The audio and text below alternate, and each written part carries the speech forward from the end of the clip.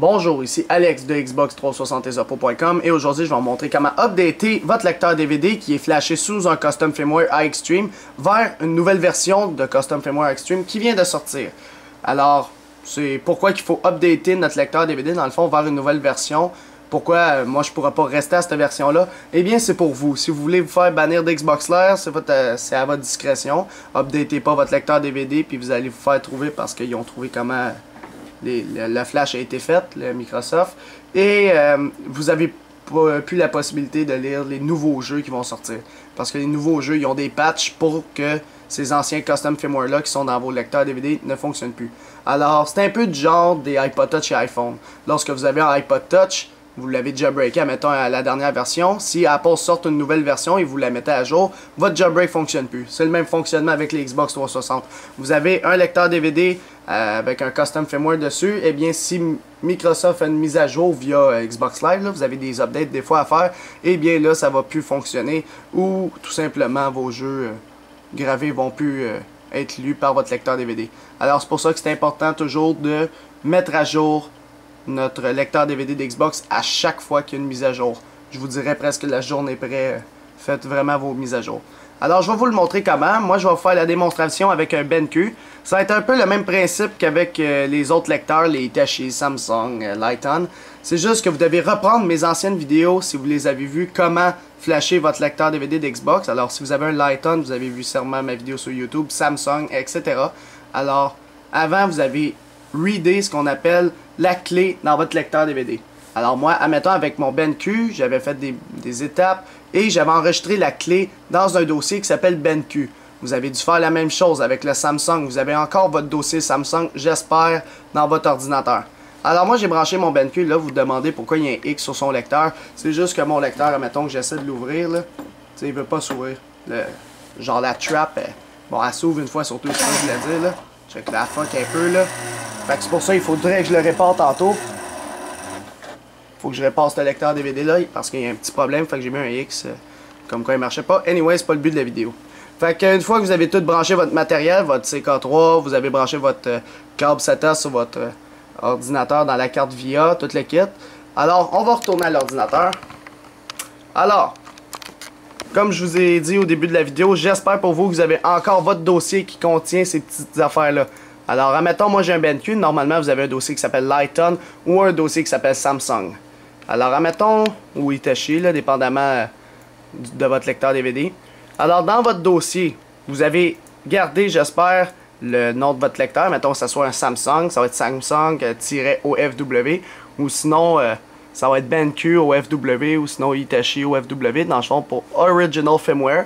Ou sinon, pour un Lighton, vous avez le dummy.ben. Anyway, pour le Lighton, admettons, j'ai-tu un dossier Lighton ici. Je vais vous montrer ça ressemble à quoi un dossier Lighton. Ma clé. Non, pas ici.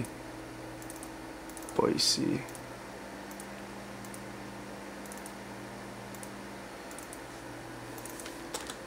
Je vais en montrer un que...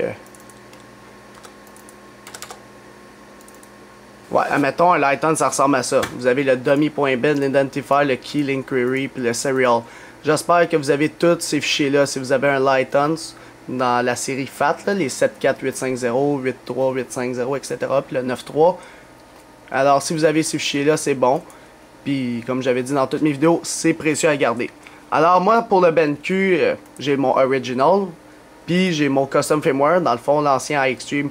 En passant, moi je suis sur le iXtreme 1.1 et je vais le mettre à jour pour le 1.9 qui vient de sortir. Ça va être les mêmes manipulations si vous avez le 1.9 puis vous allez vers le 2.0, etc. C'est les mêmes étapes, c'est toujours le même lecteur, fait que c'est les mêmes étapes. Puis ici, vous n'êtes pas obligé d'avoir ce petit fichier-là, GFlog, là, dans le fond c'est votre log que je vous avais dit d'enregistrer sur tout ce qu'il y avait à faire là, par Jungle Flasher. Alors une fois que vous avez au moins votre fichier original, vous êtes prêt à continuer la vidéo, sinon essayez de retrouver ce fichier là, c'est très important. Sinon vous allez devoir décrypter la clé de votre lecteur DVD flashé. Alors j'ai mon dossier, vous devez avoir la dernière version de Jungle Flasher, pourquoi? Pour qu'elle supporte le dernier firmware qui vient de sortir par CKTEVA, le créateur des custom firmware. Et moi j'ai mon LT Plus pour aller, je vais vous montrer où tout télécharger ça. Alors admettons vous allez sur Xbox360esopo.com. Alors c'est ça le site internet, vous avez toutes les actualités ici. On voit que le dernier firmware est disponible, puis tout le kit. Vous avez toujours centre des firmware. Si vous allez là-dessus, dans centre des firmware, ça va vous emmener là-dessus. Puis il y aura toujours les derniers firmware updatés pour tous les lecteurs disponibles. Fait que, admettons, moi j'ai un BenQ en ce moment, puis je zoome dessus. Ah, tiens, la dernière version, la 1.9 est disponible. C'est écrit juste en dessous du lien de download. Alors, Extreme LT plus 1.9. C'est important de savoir c'est quoi la version de votre lecteur DVD pour vous en rappeler. C'est comme savoir un firmware de votre iPod Touch iPhone, là, vous êtes censé le savoir. Alors, moi, je télécharge ce firmware-là. Vous l'enregistrez sur le bureau de votre ordinateur, moi, c'est déjà fait. Puis une fois que c'est fait, vous devez avoir la dernière version de Jungle Flasher. Pour ceci, c'est comme dans les autres vidéos pour flasher. Vous allez sur jungleflasher.net. Par la suite, vous allez dans Download et vous allez cliquer sur ce lien ici-là. Le dernier en haut, parce que c'est la dernière version. Par la suite, ça va vous emmener sur Hot File. Et vous allez cliquer sur Regular Download. Vous allez attendre les 15 secondes qu'il y aura ici. Moi, c'est juste que je viens de downloader Jungle Flasher, fait qu'il augmente mon temps. Puis après, vous faites Download, puis vous l'enregistrez sur le bureau de votre ordinateur. Une fois que vous avez téléchargé tout le matériel nécessaire, soit la dernière version de votre lecteur DVD, moi c'est la 1.9 du LT Plus de BenQ, puis le Jungle Flasher, la dernière version, normalement vous allez avoir un dossier compressé, vous allez le dézipper parce que c'est un RAR ou un .zip, là, je ne sais pas par cœur, avec WinRAR, moi je vous conseille WinRAR ou WinZip, n'importe quoi. Une fois que vous avez ça comme moi, vous avez votre dossier qui contient vos anciens fichiers, le nouveau firmware et Jungle Flasher, on est prêt à ouvrir Jungle Flasher.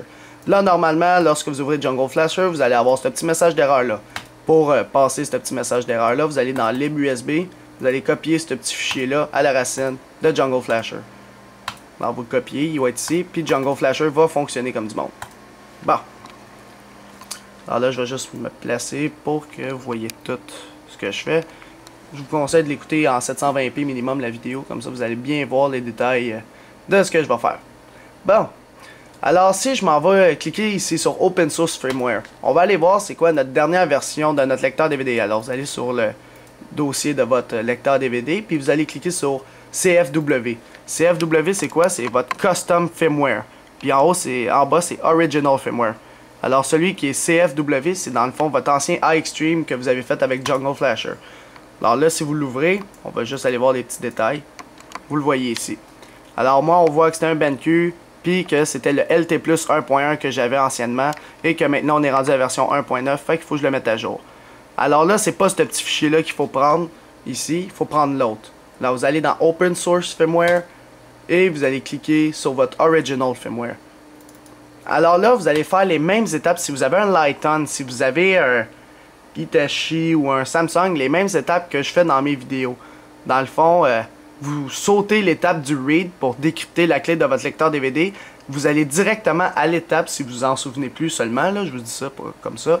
Vous allez à l'étape où qu'on est rendu lorsqu'on a fait notre custom firmware ici. Là. Tout de suite, quand dans mes autres vidéos, on a fait Open Target Firmware, on est allé chercher notre custom firmware téléchargé. Là. Alors, allez faire ça en même temps. Là. Moi, c'est le 1.9 qui est sur mon bureau, lors du LT Plus. Une fois que vous êtes rendu là, c'est là que vous devez suivre les mêmes étapes que sur mon autre vidéo. Ou mes autres vidéos, là, dépendamment de votre lecteur. Alors, une fois que vous êtes rendu là, on est rendu à la même place. Puis vous continuez comme sur les autres vidéos. Alors, moi, je vais continuer pour le BenQ. Fait que pour le BenQ, comme j'ai expliqué dans ma vidéo sur comment flasher un BenQ, on fait spoof to target pour copier la clé du firmware original. Pour savoir si c'est un original, vous voyez le mot stock dans firmware type. Là. Alors là, faites spoof to target pour copier la clé ici. On voit bien que c'est la dernière version, le LT Plus 1.9, puis qu'il a tout copié. Une fois que c'est fait, on fait comme toujours sauver nos firmware qu'on crée. Alors moi, je le mets dans BenQ. Puis là, il va s'appeler CFW comme l'ancien. Là.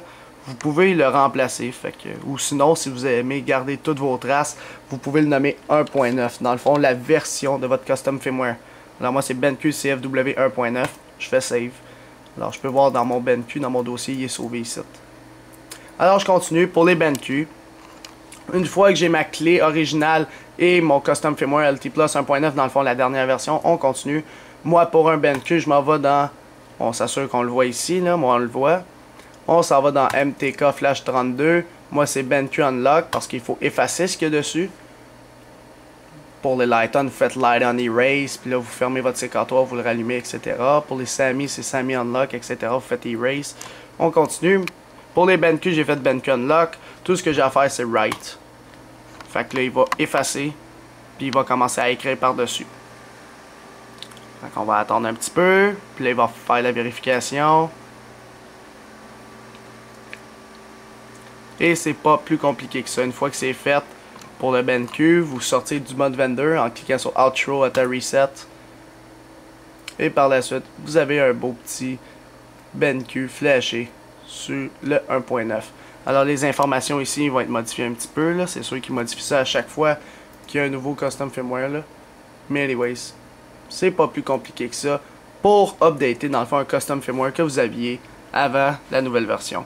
Alors c'était Alex de Xbox360esopo.com. N'oubliez pas de vous abonner à mon canal de YouTube en cliquant sur s'abonner pour recevoir toutes les prochaines vidéos que je vais sortir sur le site internet et sur ma chaîne YouTube. Abonnez-vous à mon Twitter et devenez ami avec moi sur Facebook avec Xbox Esopo.